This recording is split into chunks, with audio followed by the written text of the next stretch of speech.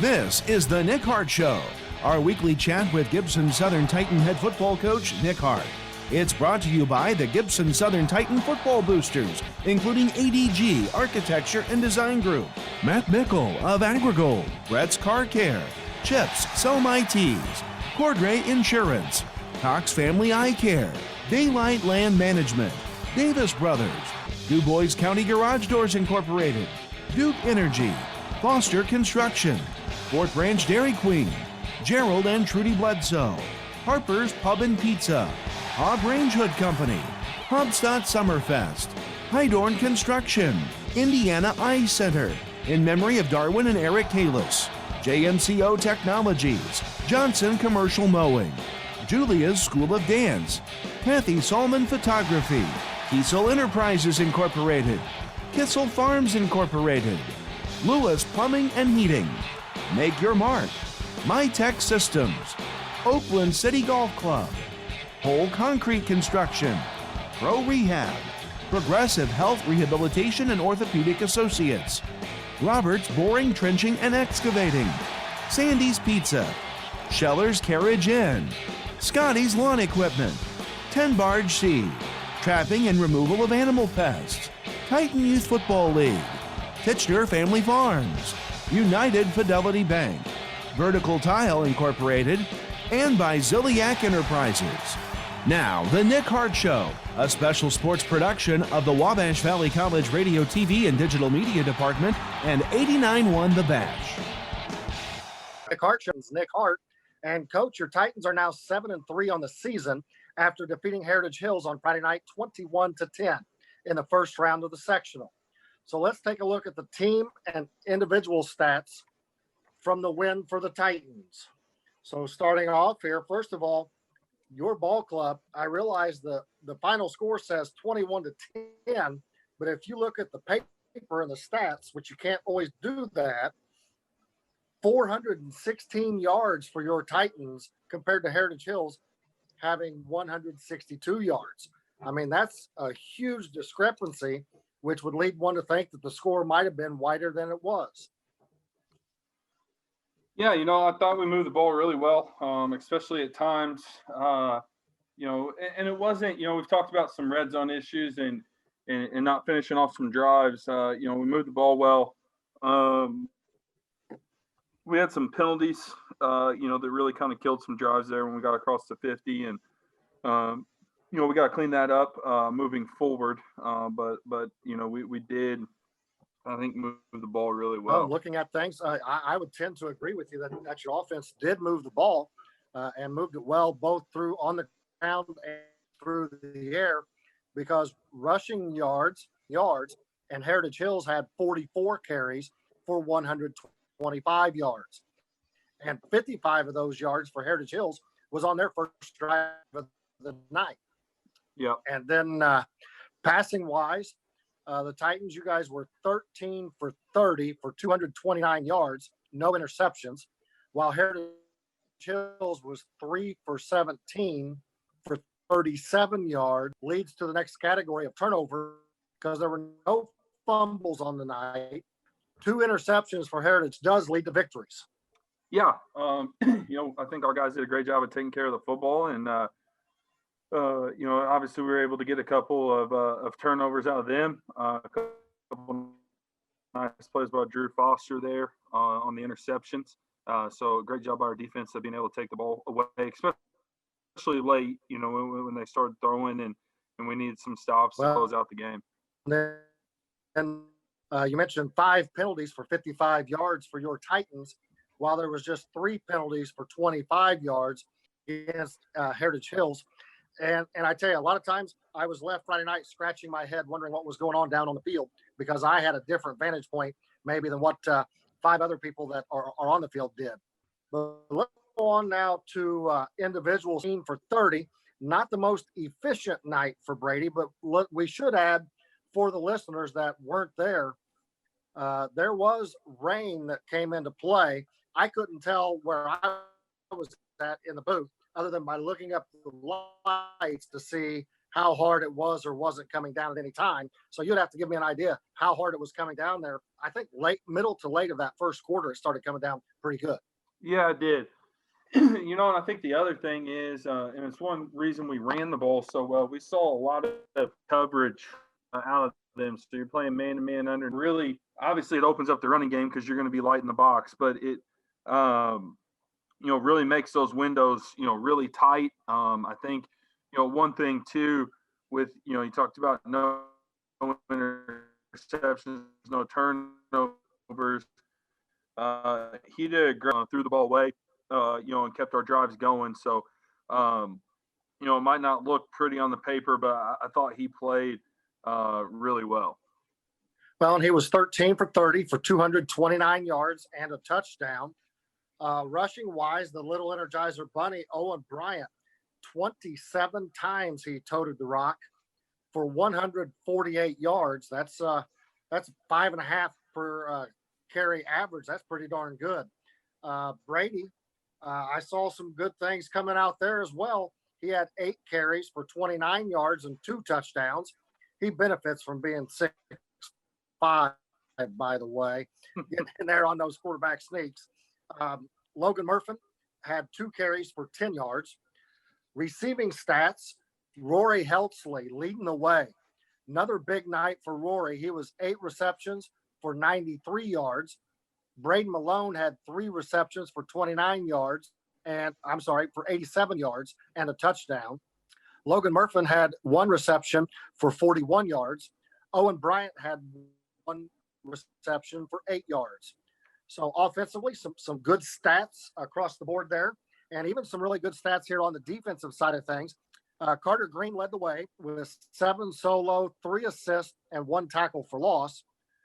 All right, Coach. So let's take a quick break here. And when we come back, we'll get your overall thoughts from the playoff game concerning the offense, defense, and special teams. The Nick Hart Show is presented by the Gibson Southern Titan Football Boosters, including Matt Mickle of Agrigold, Brett's Car Care, Chips, Sell My Tees, Cordray Insurance, Daylight Land Management, Davis Brothers, DuBois County Garage Doors Incorporated, Duke Energy, Foster Construction, Fort Branch Dairy Queen, Gerald and Trudy Bledsoe, Harper's Pub and Pizza, Hobb Range Hood Company, Hobstadt Summerfest, Hydorn Construction, in memory of Darwin and Eric Kalis, JMCO Technologies, and by Kiesel Enterprises Incorporated.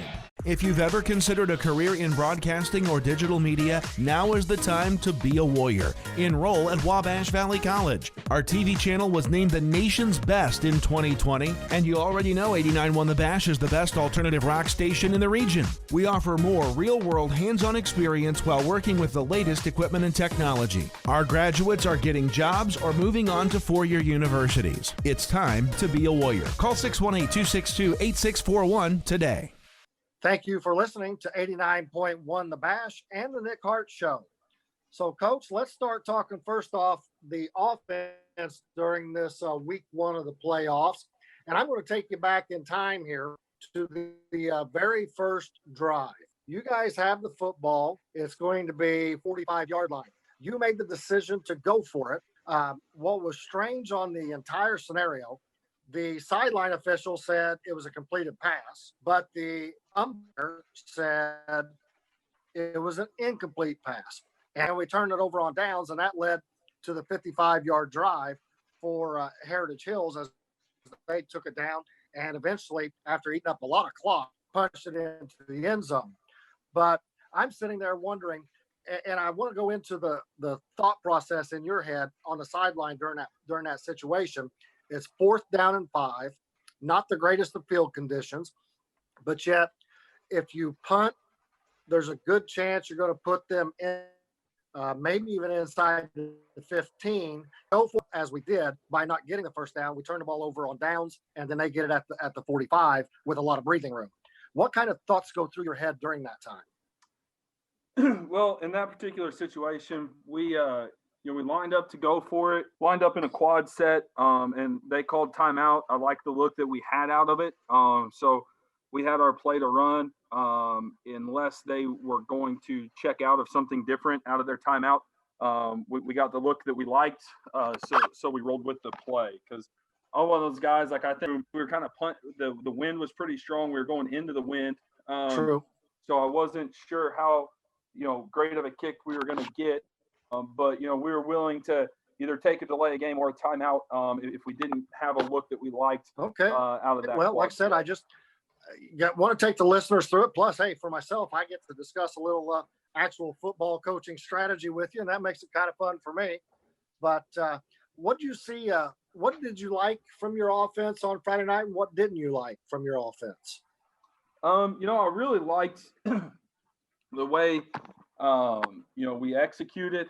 Going against that two-man defense, I thought we had a lot of stuff in the running game. We still ran the ball really well, and I think we would have run better. Like with some of our zone stuff, we had to adapt a little bit. With some of our zone stuff, with the field conditions, it was kind of tough to get that one, stick, that one cut and get vertical off of it because the footing wasn't great. But I thought we did a great job of executing stuff.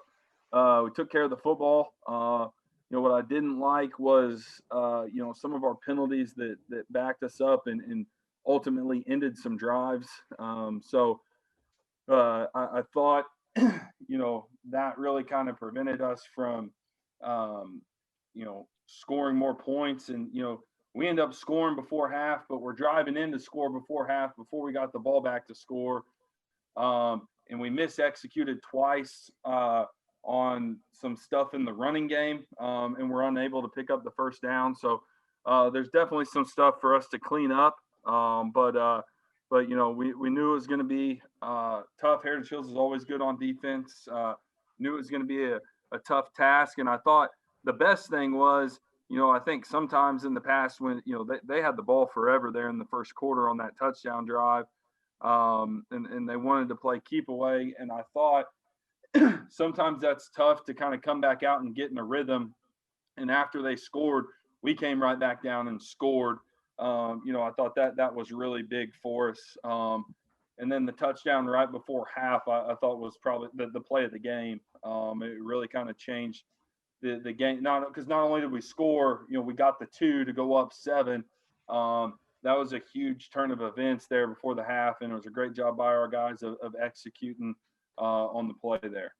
Well, and after all of the rain that had taken place prior to the game, and yet even during the first quarter of that game, having that pass take place right there, it was a 70-yard touchdown strike. That was, like you said, that was huge going into halftime. That gave your ball club all the momentum, because right there at that point, in reality, Heritage Hills had the momentum going into halftime until Brady throws that ball. It's almost like it couldn't have even been wet. And if I remember right, Braden Malone was the one to catch it, right? Yes. Yeah, I mean, he was just running right down the middle of the field, and there wasn't anybody even around him. And how that happens, I'll never know. That's why I guess sometimes the toughest jobs are coaching 15 to 18-year-old kids, because you never know what's going to go through their heads. But you don't let somebody behind you, and he got behind them. Brady threw a bullet right on the money. Possibly could argue the best pass he's had all year long, especially considering the conditions. Yeah, it was great execution all around. With that 2-man, we had a little window dressing, and we won at the line of scrimmage. Braden won at the line of scrimmage, and then the safeties were pulled out wide with the 4 verticals. So when he kind of won at the line of scrimmage, we were able to split the safeties and make a big play. Well, now let's go over to the defensive side, because obviously Heritage Hills, out of their 10 points, 7 of them came on the first drive. They got the ball, like we had said earlier, at the 45, at their own 45, and then they just methodically punched it down, using a little off-tackle power, using a little halfback dive right over the B gap, and they moved the ball down. You could see they were coming up the line of scrimmage, like 10 seconds left on the play clock, and they were just going to watch it go down under 5 before they snapped it, because they were going to play. They were just going to take time off the clock. Beautiful idea, beautiful game plan, and it worked on their first drive. I didn't think the defense had come to play the way that you want them to come to play, especially what things that we have talked about, the physicality and getting after it, playing fast, playing physical. Kind of hard to play fast with the footing on that field, but they still could have come physically. And I didn't think it was there as much on the first drive, but then every drive after that, you could see that the physicality just got more and more, and they got ramped up even more. Yeah. That first drive, we got to do a better job, but you got to give Heritage Hills a lot of credit. They haven't run the double tight bone a ton. So it was not, something that we practiced a ton this week. We obviously went against it, but not a ton. And then we kind of had to, with what they were doing scheme wise, it was something that we haven't seen out of them. So we kind of adjusted the front a little bit, which was a great job by our defensive coaches. And then, like you said, more importantly than any schematics, I really thought we started being more physical up front and owning the line of scrimmage. But after that first drive, I thought our defense was fantastic the entire night. They did a wonderful job of, like you said, they were obviously trying to play some keep away, and it was a great idea by them. But as the game went on and we start causing 3 and outs, well, then it's hard to play keep away. And I thought our defense just did a wonderful job after that first drive. Well, and then let's go over now to the special team side. Special teams wise, nothing really glaring. I mean, it was not good to be a witness to the first extra point miss. Not certain what happened there, but I didn't notice anything bad on the special team side. What's your feelings? We got to do a better job with kickoff coverage. I thought at times it was okay. I think we kicked off 4 times.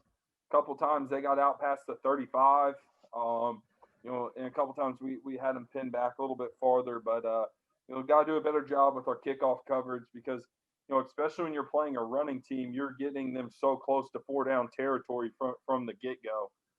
So we've got to do a better job with our kickoff coverage and making sure that we're keeping them on pinned back and making them go on long drives to try and score.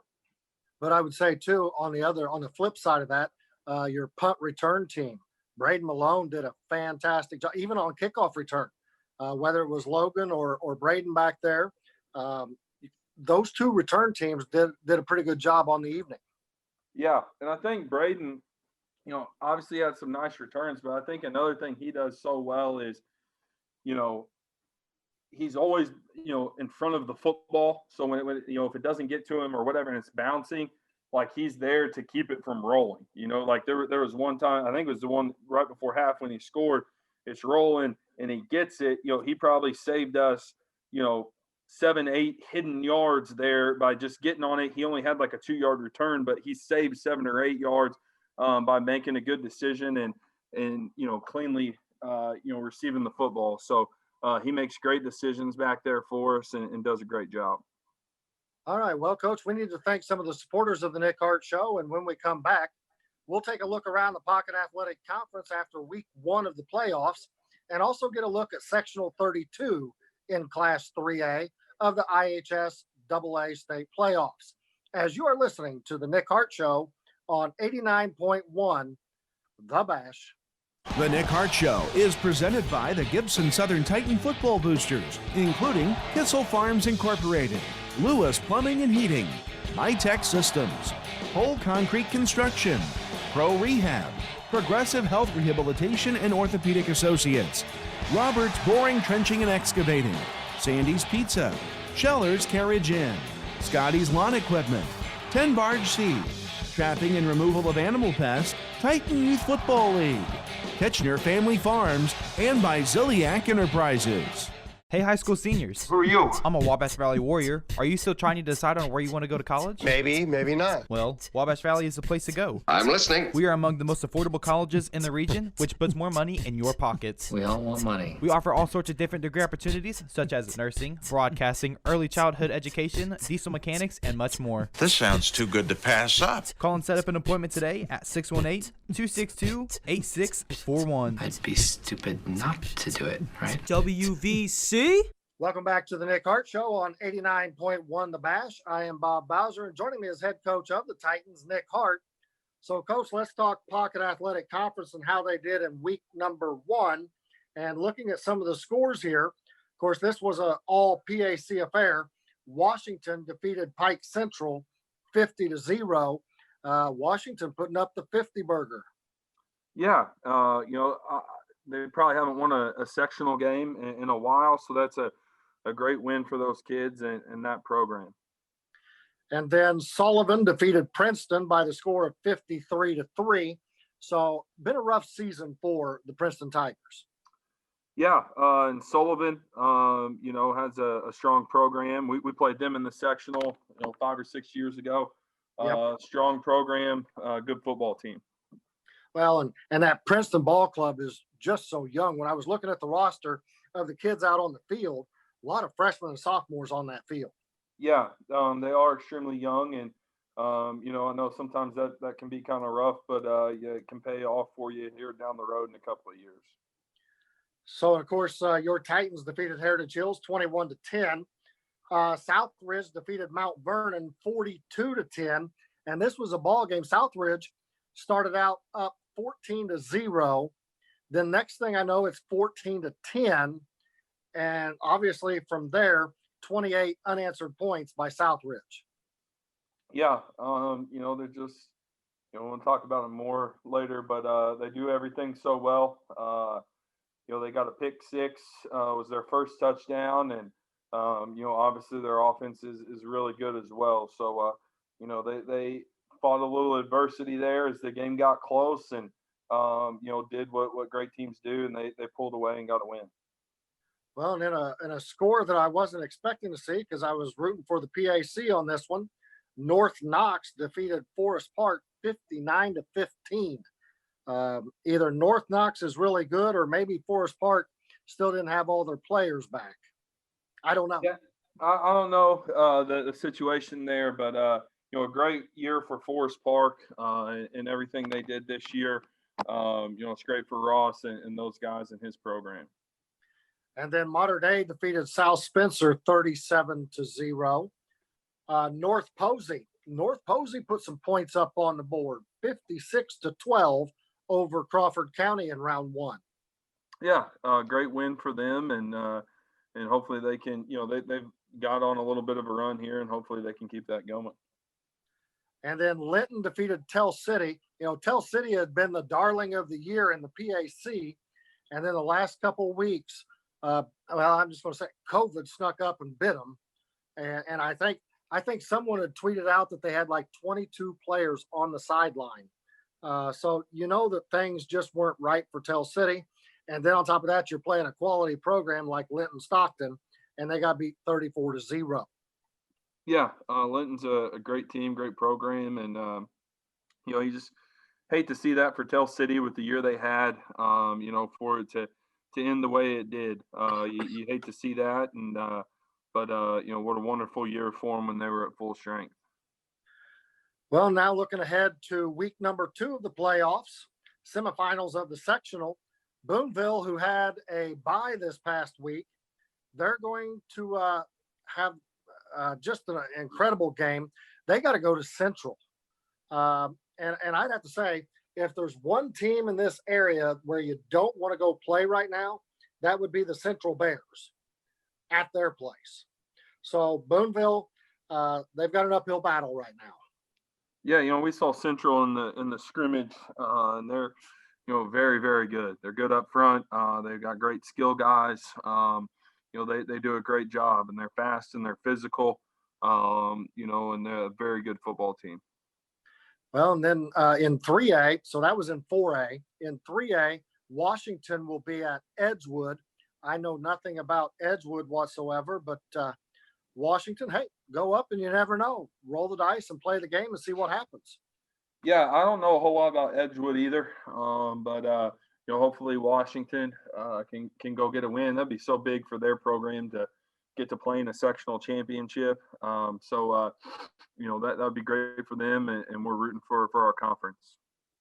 Well, then another one now in Class 2A, North Posey is at Linton. So this will be interesting to see this North Posey club going up to Linton to play them for a 6:30 ball game.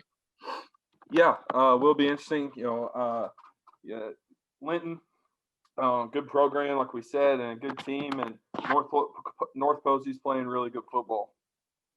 So right now, let's switch our focus here because there is one more game in the PAC, which would be the big school champs versus the small school champs. Obviously, I'm talking about the Southridge Raiders and your Gibson Southern Titans. And that'll be, we'll talk more about that here in a little bit, but within sectional 32, which is the sectional that we're in, of course, one semifinal game is your Titans against Southridge, but then the other one is North Harrison, who won 49-0 over Bossy, and Salem, the team we played last year in week number 1 over at Salem on a cold, rainy night. Salem won 36-7 over Corydon. So I have a feeling that's going to be a dandy of a ball game on the other side of the bracket there. One team, North Harrison 7-3, and Salem is 6-2. Yeah, I'm pretty sure that game went into overtime when they played in the regular season. So two pretty evenly matched teams. We obviously know a little bit about Salem, as you said, we played in last year. I don't know a whole lot about North Harrison other than their coach was a longtime defensive coordinator at Castle back in the day. But so you kind of got like the PAC teams are meeting in their conference. The North Harrison and Salem are in the same conference in their meeting, and the winners will duke it out next week. All right, Coach. Well, there's one more segment to go, which means it's time to get the listeners ready for Friday night as your team prepares to tackle Southridge for round 2 of sectional play. But first, let's thank some of the underwriters of the Nick Hart Show on 89.1 The Bash. The Nick Hart Show is presented by the Gibson Southern Titan Football Boosters, including Vogler Metalwork and Design Incorporated, ADG Architecture and Design Group, Cox Family Eye Care, Indiana Eye Center, Johnson Commercial Mowing, Julia's School of Dance, Kathy Solomon Photography, Make Your Mark, Oakland City Golf Club, United Fidelity Bank, and by Vertical Tile Incorporated. Do you know what it takes to be a warrior? You have to be hardworking. Make sure you're giving your best every day. You have to lead, guide others to the path of success. You have to be brave, be able to stand up for what you believe in. At Wabash Valley College, we're able to bring the best out of you, even if you don't have these skills. It's time to be a warrior. I'm a warrior. I am a warrior. I am a warrior. I'm a warrior. Are you? Call Wabash Valley at 618-262-8641. Welcome back to the Nick Hart Show right here on 89.1 The Bash, or you may be using the free app to access the show on your cell phone. So, Coach, it's week 2 of the postseason, semifinals of sectional. Your Titans will be at Southridge again this season on Friday night at 6:30 p.m. And we'll have all the action live on 89.1 The Bash with pregame at 6:15 p.m. Southridge will enter with a 10-0 record overall. What do you expect to see from them on the offensive side? And, we've seen them before. Jet sweep. I think that's number one key right there is shutting down the jet sweep, and let's see if they can do something else. Yeah, obviously the Gasser kid really hurt us in the first meeting. On the jet sweep and receiving the football. He's a tremendous player. They do such a good job of executing on the offensive side. Their plays, really complement each other well. So like the system fits together like a puzzle. So what you think you can key on, they have an answer if you're keying this or keying that. I think it all fits together very well, and they're just extremely well coached.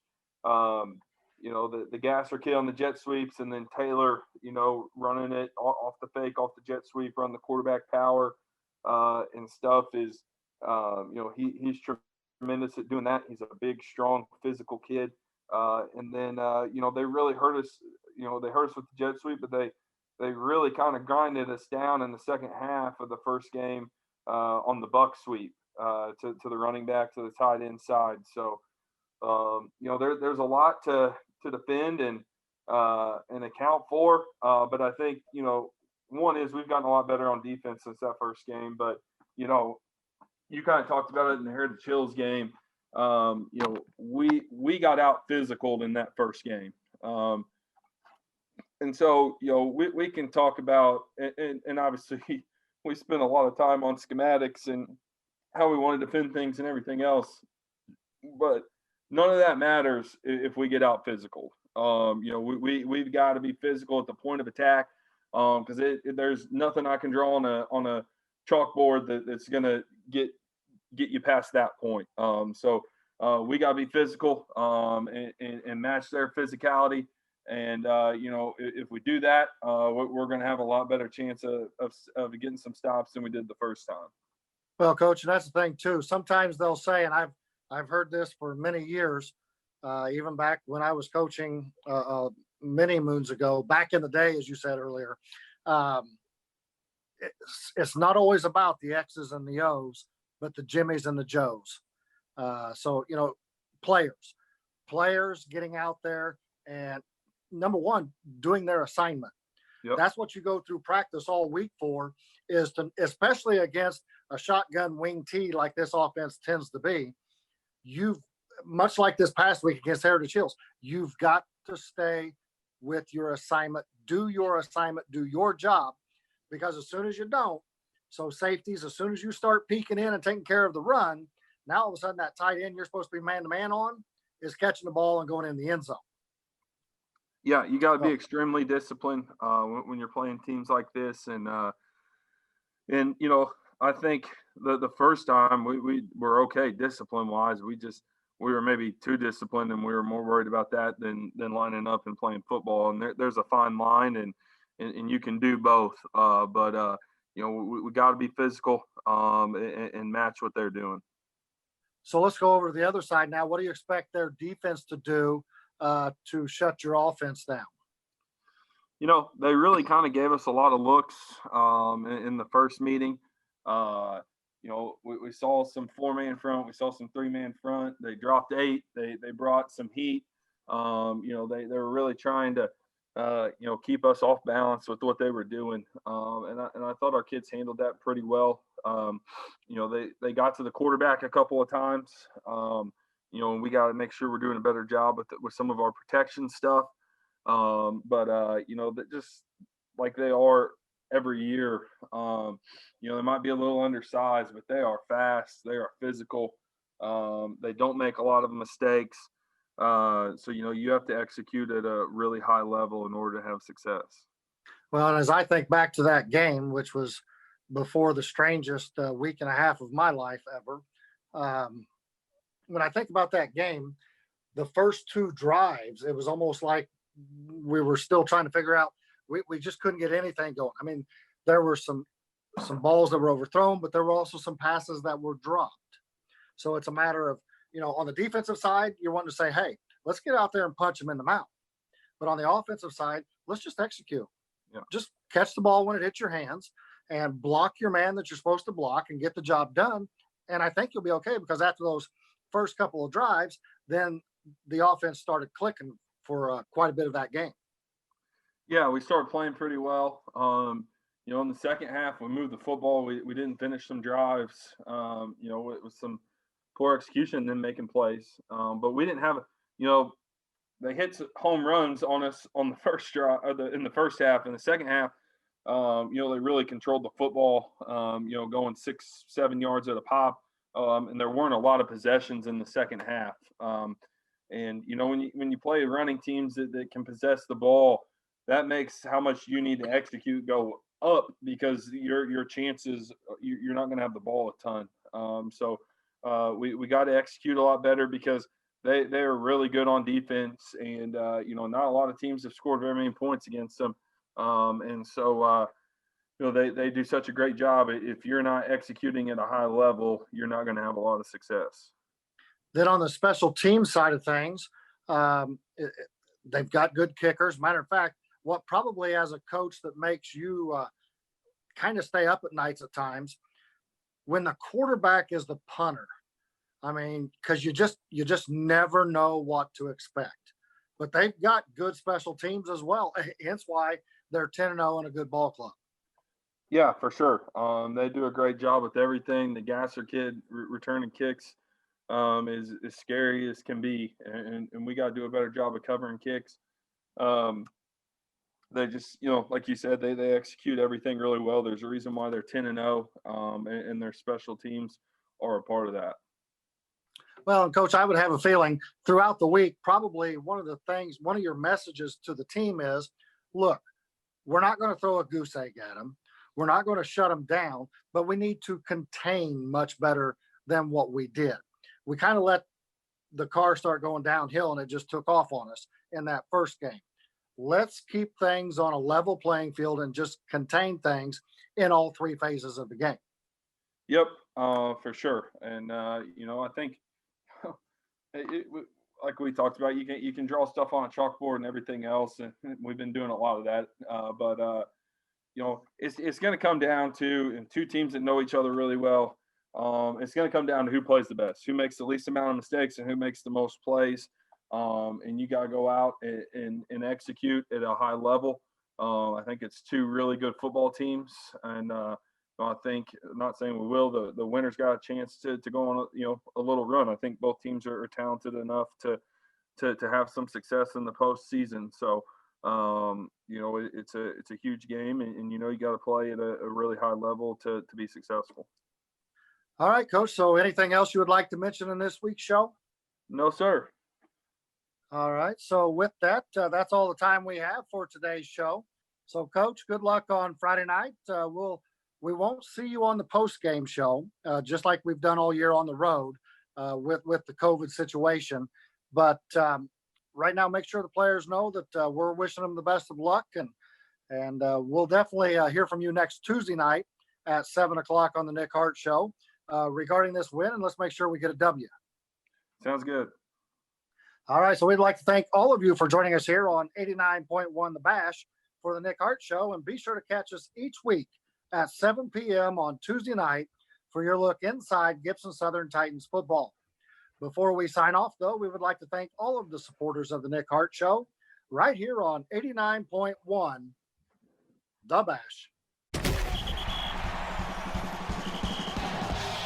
The Nick Hart Show has been a special presentation of the Gibson Southern Titan Football Boosters, including Ziliak Enterprises, Vertical Tile Incorporated, United Fidelity Bank, Kitchener Family Farms, Titan Youth Football League, Trapping and Removal of Animal Pest, 10 Barge Seed, Scotty's Lawn Equipment, Schellers Carriage Inn, Sandy's Pizza, Oakland City Golf Club, Roberts Boring, Trenching and Excavating, Progressive Health Rehabilitation and Orthopedic Associates, Pro Rehab, Whole Concrete Construction, MyTech Systems, Make Your Mark, Lewis Plumbing and Heating, Kissel Farms Incorporated, Kiesel Enterprises Incorporated, Kathy Salmon Photography, Julia's School of Dance, Johnson Commercial Mowing, JMCO Technologies, Indiana Eye Center, in memory of Darwin and Eric Kalis,